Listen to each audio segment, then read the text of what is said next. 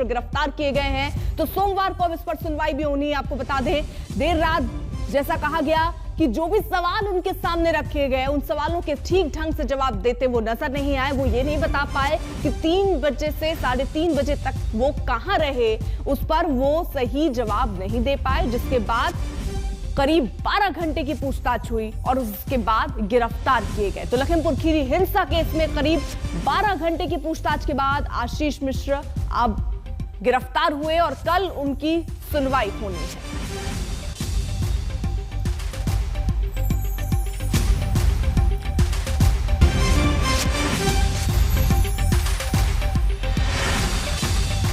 मिश्रा हमारे साथ हमारे सहयोगी इस वक्त जुड़ चुके हैं और अपडेट है उनके पास। अभिषेक, क्या जानकारी मिल रही है? अभी न्यायिक हिरासत में भेज दिया गया है 14 दिन की।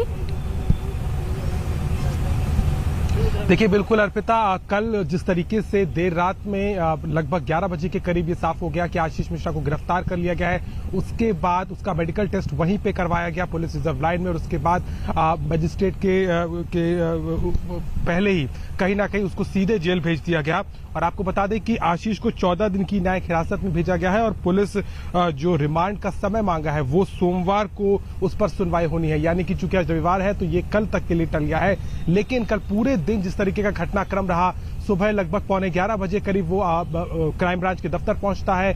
11 बजे से पहले ही लगातार पूछताछ शुरू हो जाती है। 12 घंटे की लगातार ये जो पूछताछ हुई उसमें कई सवाल पूछे गए, बहुत ऐसे सवाल थे जिसका जवाब आशीष पूरी तरीके से नहीं दे पाया। क्रॉस क्वेश्चनिंग की गई उसकी मौजूदगी को लेकर के, उसकी गाड़ी में कौन ड्राइवर था इस बात को पूछा गया, क्या उसके पास शस्त्र का लाइसेंस है, और तमाम तरह के कई सवालों से एसआईटी की टीम ने आशीष को बार बार उस दिन की घटना के तौर पर पूरी पुख्ता जानकारी के लिए सवाल किया, लेकिन आशीष उन्हें सेटिस्फाई नहीं कर पाए। उनके जवाबों पे संदेह देखते हुए पुलिस ने उन्हें गिरफ्तार किया है, 14 दिन की न्यायिक हिरासत में भेज दिया। इस वक्त वो लखीमपुर जेल में मौजूद है।